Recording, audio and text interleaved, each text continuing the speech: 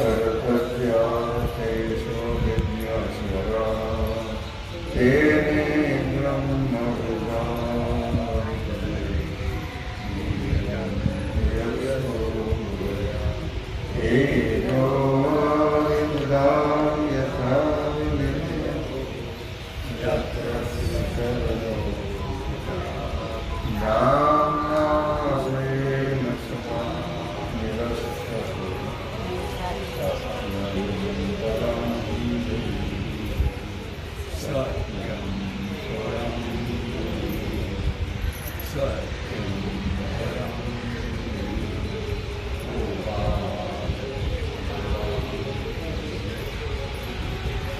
तैसा मे गीता वाखाणी एक पुष्पाची ब्रह्मण परिसमर्थितो आश्रयामि तेरी गीते। भगवान सिद्धेश्वराच्या श्रीमत कृपेने श्री रुक्मिणी पांडुरंगाच्या चरणाजवळ बसून श्री सद्गुरु ज्ञानेश्वर महाराज,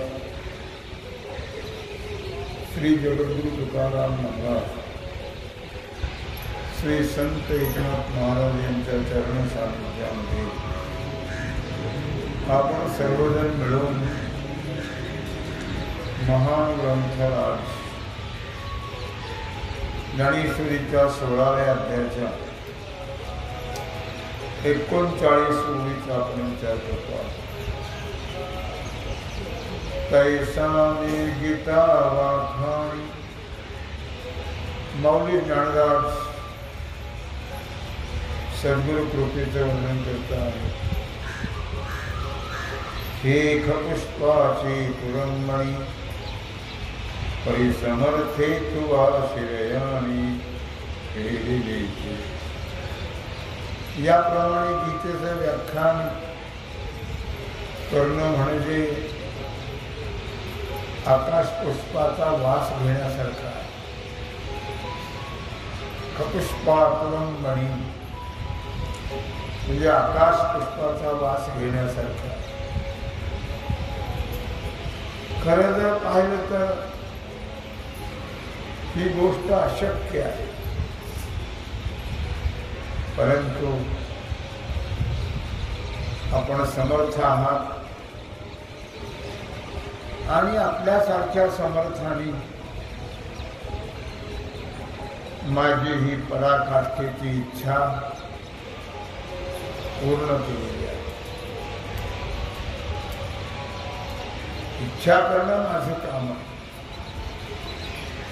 पण ती इच्छेची पूर्तता होण्याचं सामर्थ्य माझ्यामध्ये नाहीये। केवळ तुमच्या कृपेमुळे माझ्या इच्छेची पूर्तता झालेली आहे। म्हणून तुझे प्रसन्न मी गीता पद्ये अगाधे निरूपेन जी विशदे ज्ञानदेव म्हणे। आणि म्हणून गुरुदेवा, केवळ तुमच्या कृपा प्रसादाने मी गंभीर अर्थाने भरलेली गीता, या गीतेतील श्लोकाचा स्पष्ट अर्थ केवळ तुमच्या कृपेनं विवरण करून सांगेल असं माऊली ज्ञानराज म्हणतात। तरी अध्याय 15वा श्रीकृष्णे तया पांडवा शास्त्र सिद्धांता गवारुगानिला। 15व्या अध्यायामध्ये भगवान श्रीकृष्णाने अर्जुनाला संपूर्ण ज्ञान सिद्धांत स्पष्ट करून सांगितले। जणू काही या जगामध्ये किती शास्त्र सिद्धांत आहेत त्याचा वेगळा वेगळा हिशोब आपण अर्जुनाजवळ दिलेला आहे. भगवान श्रीकृष्ण अनंत सिद्धांत आहे जगामध्ये आणि त्या सर्व शास्त्र सिद्धांताचा हिशोब भगवान श्रीकृष्णाने अर्जुनाला दिला.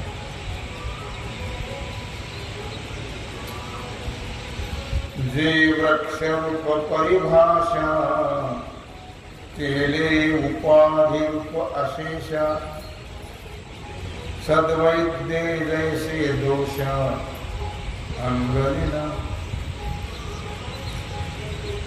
जे वृक्षरूप परिभाषा केले उपाधिरूप अशेषा. कारण प्रथमतः या संसाराचं स्वरूप सांगण्याकरता वृक्षाचं रूपक केलं. संसाराचं स्वरूप सांगण्याकरता ज्याप्रमाणे चांगल्या वैद्याने शरीरात गुप्त असलेले रोग प्रगट करावे, चांगल्या वैद्याने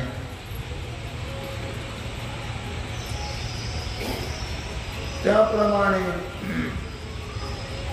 संसाराचं जे स्वरूप आहे ते स्पष्ट करून 15व्या अध्यायामध्ये सांगितले. 15व्या अध्यायाच्या शेवटी क्षर आणि अक्षर, क्षरश्च अक्षर एव. क्षर आणि अक्षर अशा पारिभाषिक शब्दाने संपूर्ण कार्यात्मक जी उपाधी आहे त्या उपाधीचं स्वरूप भगवंतानी अर्जुनाला स्पष्ट करून सांगितले. आणि कुटस्थ जो अक्षर दाविला पुरुष प्रकार. पुरुष पुरुष कशाला म्हटलं तर कुटस्थाला म्हटलेला. कुटस्थ काय भानगड आहे? कुटस्थ म्हणजे आपल्या अंतःकरणाने जेवढा भाग व्यापक ब्रह्मचैतन्याचा व्यापलेला आहे तेवढ्या भागाला कुटस्थ हे नाव दिले. तेव्हा म्हणून या ठिकाणी म्हणलं आणि कुटस्थ जो अक्षर, अक्षर म्हणजे कुटस्थ ज्याचा कधी नाश होत नाही, कुटस्थाचा नाश कधी होत नाही. दाविला पुरुष प्रकार. कुटस्थ हा अक्षर पुरुष आहे, त्या अक्षर पुरुषाचा प्रकार दाखवला. तेने उपहिता ही आकार चैतन्य केला. त्यामुळे उपहित उपाधीने युक्त ते उपहित, त्या उपहिताला खरं जर आकार कोणी दिला असेल त्या चैतन्याला तर केवळ आणि केवळ या उपाधीमुळे त्याला आकार प्राप्त झाला. कसा प्राप्त झाला ते स्पष्ट सांगितलं. पुरुष प्रकार सांगितल्यानंतर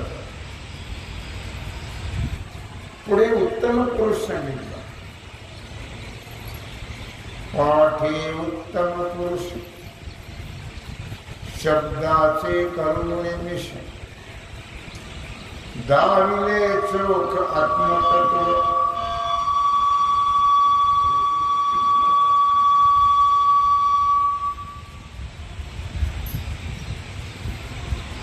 पाठी उत्तम पुरुष शब्दाचे करुणी आमिष कार्यकारणात्मक जी उपाधी आहे ती उपाधी सांगितल्यानंतर शुद्ध जे आत्मचैतन्य आहे ते क्षराक्षरातीत आहे, अक्षर अक्षराच्या पलीकडे आहे, म्हणून त्याला उत्तम पुरुष असं म्हटलेलं आहे. अर्थात उत्तम पुरुष या शब्दाचं प्रवृत्ती निमित्त केलेलं आहे आणि शुद्ध आत्मतत्व जे आहे तो उत्तम पुरुष या शब्दाने सांगितलं. आत्माविषयी अंतवट साधन जे अंगदट ज्ञान हे स्पष्ट सावळला. तसंच आत्मप्राप्तीबद्दल अंतवट म्हणजे अंतरंग आणि मायेची निवृत्ती करण्याबद्दल अंगदट म्हणजे अंगाचं दणगट असलेलं किंवा अंगाने दणगट असलेलं जे ज्ञान ते ज्ञान भगवंताने सांगितलं.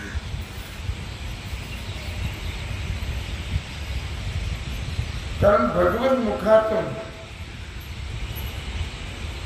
हे जे श्रेष्ठ असणारं ज्ञान ते अर्जुनाला प्राप्त झाल्यामुळे अर्जुनाच्या ठिकाणी निर्माण झालेला जो भेद होता द्वैत किंवा अज्ञान म्हणा भ्रम म्हणा त्याची निवृत्ती भगवंताने या ज्ञानाच्या द्वारा केलेली आहे. म्हणून या ध्यानी निरूपण निरेचे म्हणून आता या 16व्या अध्यायामध्ये सांगण्यासारखं काही राहिलंच नाही. निरूपण नुरेचे काय 15व्या अध्यायात पूर्ण झालं. आता 16व्या अध्यायात काही सांगण्यासारखं नाही. आता यापुढे गुरु आणि शिष्य या दोघात केवळ प्रेमाची देवाणघेवाण. एवं ये विषय किर जाणे बुझाविले आपण परी मुमुक्षु उत्तर साकांक्ष झाले. तात्पर्य काय आहे की या आत्मतत्वाबद्दल जाणते जे अधिकारी होते त्यांना आत्मतत्व हे सगळ्यांना कळत नाही. पाश्चात्य देशात जाऊन स्वामी विवेकानंदांनी आत्मतत्वाचा प्रचार केला, अध्यात्म विद्येचा प्रचार केला. आत्मतत्व हे इतकं सहज कळण्या इतकं सोपं नाही, फार अवघड आहे. तेव्हा म्हणून म्हटलं भगवंताने मौलीनं की आत्मतत्वाबद्दल जाणणारे जे अधिकारी आहेत किंवा अधिकारी होते म्हणा ते या 15व्या अध्यायाच्या श्रवणाने पुष्कळ त्यांना समाधान प्राप्त झालं. हे तर खरंच आहे, पण मोक्षाची केवळ इच्छा बाळगणारी, पण ज्ञानात मोक्षाची इच्छा आहे पण ज्ञानाचा अधिकार नाही. तर ज्ञानाचा अधिकार कोणालाही नाही. पण ज्ञानाचा अधिकार कोणाला आहे? जे साधन चतुष्टय संपन्न आहे त्याला ज्ञानाचा अधिकार आहे. म्हणून म्हटलं इच्छा तर आहे पण अधिकार नाही ज्ञानाचा. असे जे सामान्य अधिकारी होते त्यांना आपल्याला ज्ञान प्राप्त व्हावं अशी इच्छा निर्माण झाली.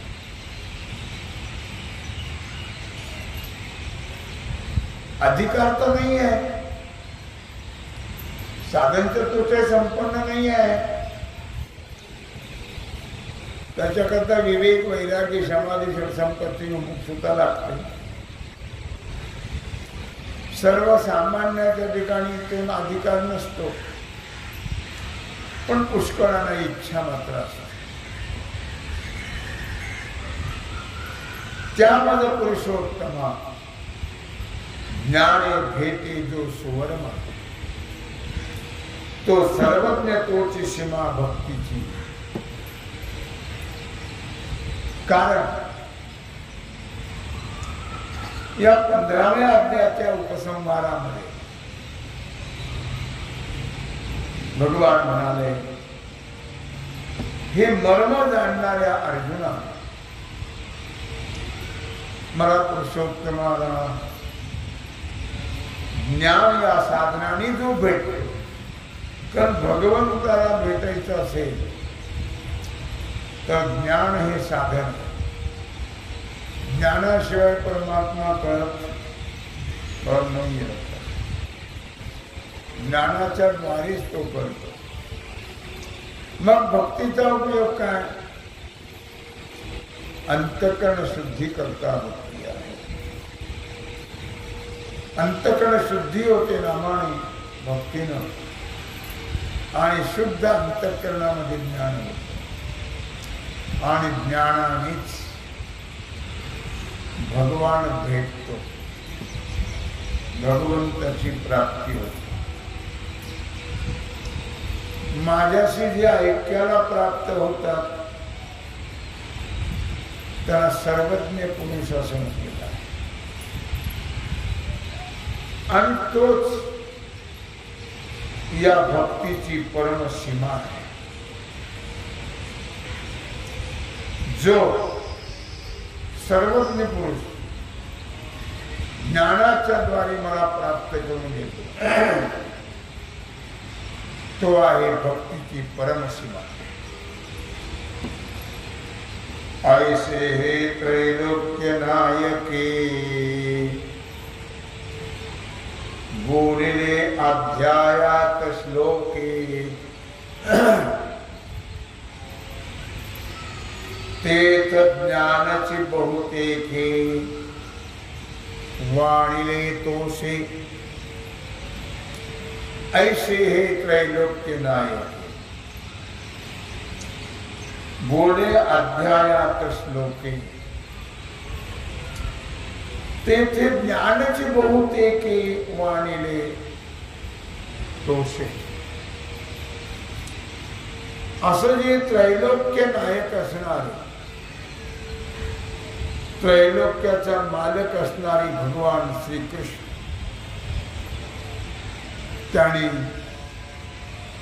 15व्या अध्यायाच्या शेवटी सांगितले, यो मामेव असम्मूढो जानाति पुरुषोत्तम स सर्वज्ञ भजति मां सर्वभावेन भारत.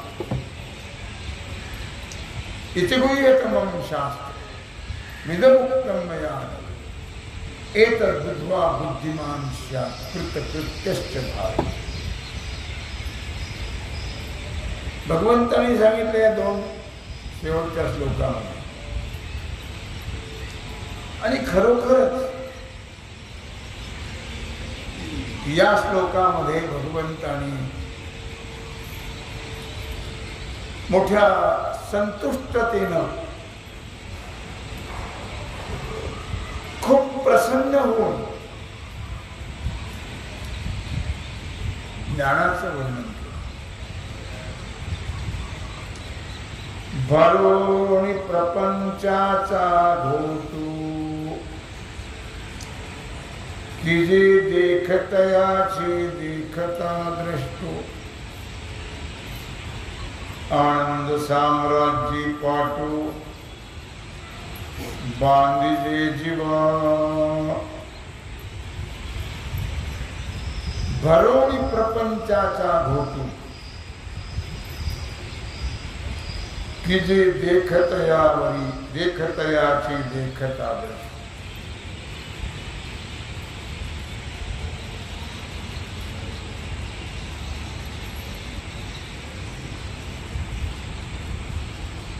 या प्रपंचरूपी पाण्याचा तोंड भरून घोट गिळून ब्रह्माला पाहताच पाहणारा पाहणे रूप होतो. हे प्रत्यक्ष दाखवलं. आणि जीवाला स्वानंद साम्राज्याचा अधिकारी भगवंतांनी करून ठेवलं. स्वानंद साम्राज्याचा अधिकारी हो नाही तर न हो, पण त्याला तो अधिकार दिला. कारण जरी भगवंताने हा अधिकार दिला तरी जीवाला कुठे त्या साम्राज्यावर बसायच्या इच्छा काय नाही. एवढ्या मोठ्या या मिथ्या संसाराच्या साम्राज्यावर तो बसलेला आहे जीव. तिथून तो निघतच नाही. ओढून काढावं लागतं का.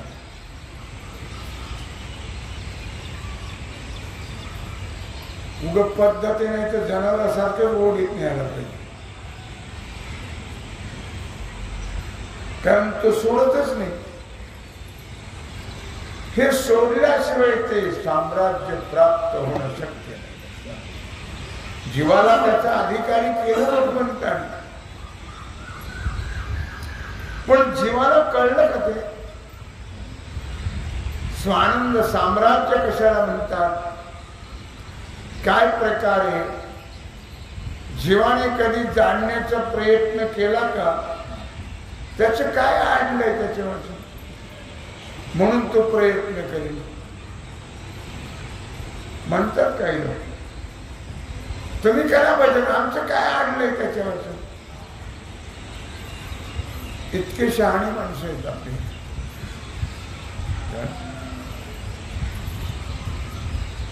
ती मुसलमानाची माणसं बघा, अल्लाबद्दल किती त्यानं जिव्हाळा.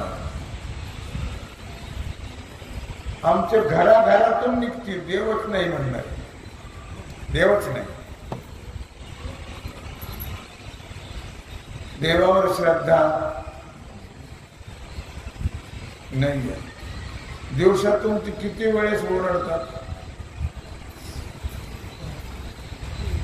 आमचे किती वेळेस ओरडतात.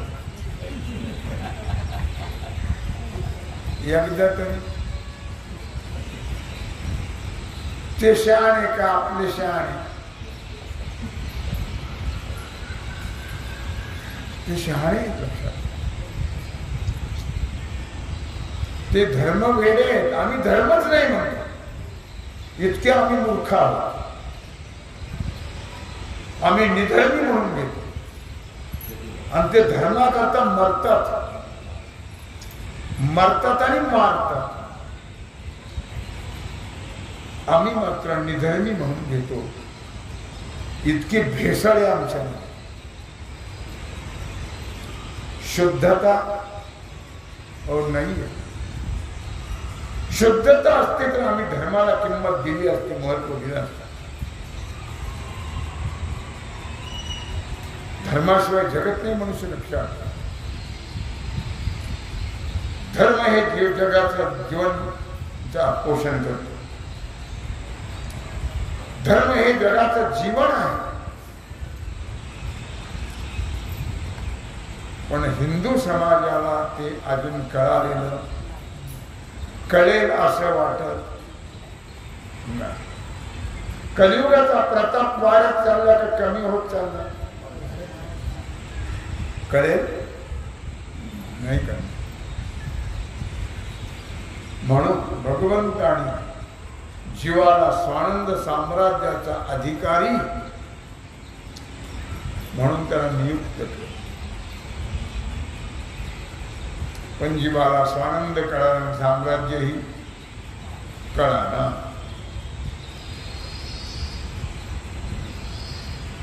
त्यांनी पार नमाजची वेळ झाली ना की हातातलं काम टाकून देताना जातात. आमची सकाळची पूजा दुपारी, दुपारची संध्याकाळी. फार काम होत नसतं. समजायला वेळच नाही मिळाला फुलं व्हायची. नमस्कार.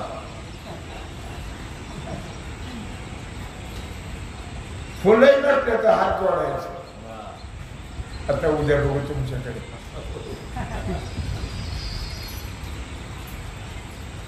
इतकी वेळी जात आहे. लक्षात.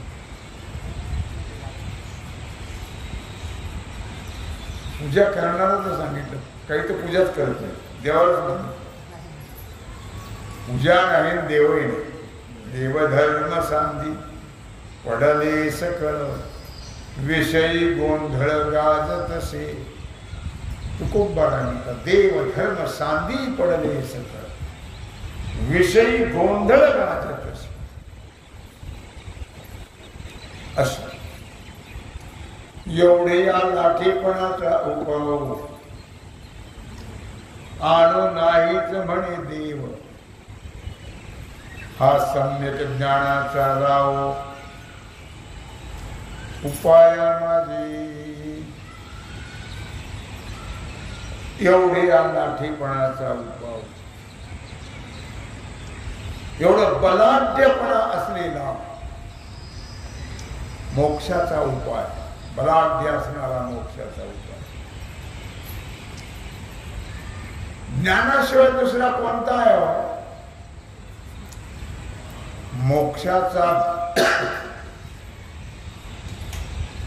ज्ञानाशिवाय कोणताही उपाय नाही. ही श्रेष्ठ असं भगवान श्रीकृष्ण सांगतात. म्हणून हा यथार्थ ज्ञानाचा उपाय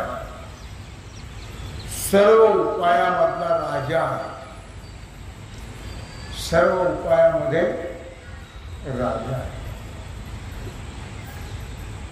आपल्या हिंदू एखाद्या माणसाने जर म्हटलं की अल्लाचं नाव भारत देशात घ्यायचंच नाही, काय होईल याचा परिणाम? त्यांनी जग जाहीर सांगितलं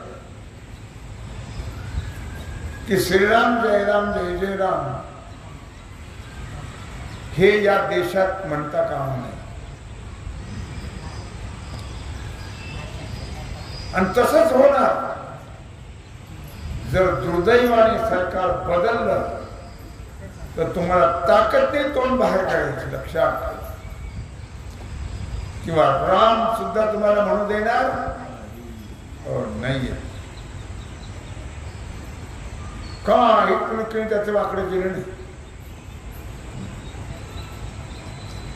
तेव्हा मला मुद्दा काय सांग की तेवढं एवढी निष्ठा पाहिजे. निष्ठा. स्वानंद साम्राज्याबद्दल तेवढं प्रेम आदर पाहिजे. आत्मजिज्ञासा पाहिजे. ती आत्मजिज्ञासा, तेवढं भगवंताबद्दलचं प्रेम आमच्याकडे नाही आहे. दुर्दैवाची गोष्ट आहे, दुर्दैवाची गोष्ट. भगवान यथार्थ स्वरूपाने सांगतात, अर्जुना एक लक्षात ठेव, सर्वात बलाढ्य जर काही असेल मोक्ष स्वरूपाची प्राप्ती करून देणार तर ज्ञान. ज्ञानी विनय एके उपाय करीशी चितुके. ज्ञाना वाचून जेवढे उपाय करशील ते फुकट व्यर्थ आहे, काही उपयोग नाही त्याचा. असं भगवान सांगताय. अजून 16व्या अध्यायाला सुरुवात झालेली नाही. सद्गुरूचं स्तवन अध्यायाची महती सांगता आहेत. तेव्हा झालेली सेवा भगवत चरणी समर्पित करून राहिला जो सेवेचा भाग आहे तो आपण उद्या पाहू. पुंडलिक वरदा